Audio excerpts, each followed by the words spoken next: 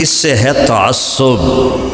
اگر تم میرے بچے ہو تو مذہب کے تعصب سے توبہ کر کے اٹھو، یہاں سے مسلم بن کے اٹھو۔ ہاں ہم اہل السنت والجماعت ہیں، دو ہی بڑے فرقے ہیں، ایک شیعہ ہیں ایک سنی ہیں، ہم اہل السنت والجماعت ہیں۔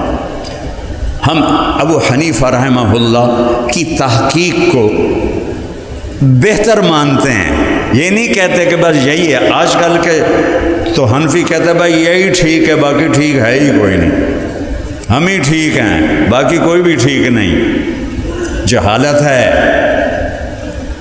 یہ تعصب ہے۔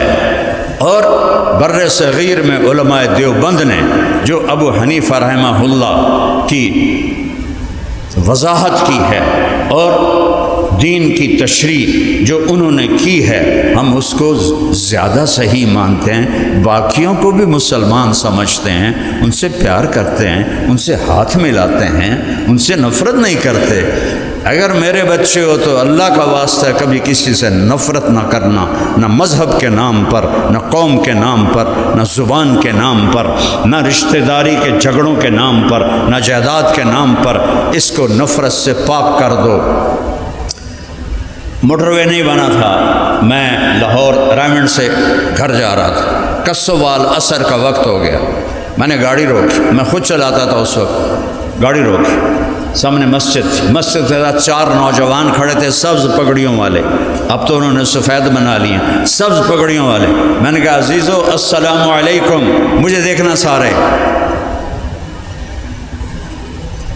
جواب نہیں دیا، چونکہ جواب دیں گے تو ان کا نکاح ٹوٹ جائے گا۔ پھر میں نے کہا السلام علیکم، میں بھی ڈھیٹ ہوں، میں 3 باری بھی آکھیا السلام علیکم۔ ان کا ان بچوں کا قصور نہیں ہے، اللہ کی قسم، وہ تو 20 22 25 سال کے تھے، قصور ان کا ہے جنہوں نے ان کے اندر نفرت بھری۔ دیوبندی کافر، دیوبندی کہتے ہیں بریلوی مشرک، شیعہ کہتے ہیں سنی کافر، سنی کہتے ہیں شیعہ کافر، اہل حدیث کہتے ہیں مقلد کافر، مقلد کہتے ہیں اہل حدیث گستاخ۔ تو جنت میں کون جائے گا؟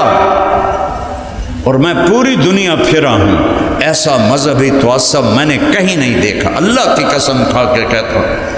6 بر اعظم پھرا ہوں، 7ویں تے تو برف ہے نا، بس منگے ہویا یا اللہ اتھے بھی لے جا، سجدہ کراں تینوں، پر اس کی ٹھنڈ سے ڈر لگتا ہے۔ وہ ایسی نفرت میں نے کہیں نہیں دیکھی۔ جنازے میں شرکت نہیں کرتے، سلام کا جواب نہیں دیتے۔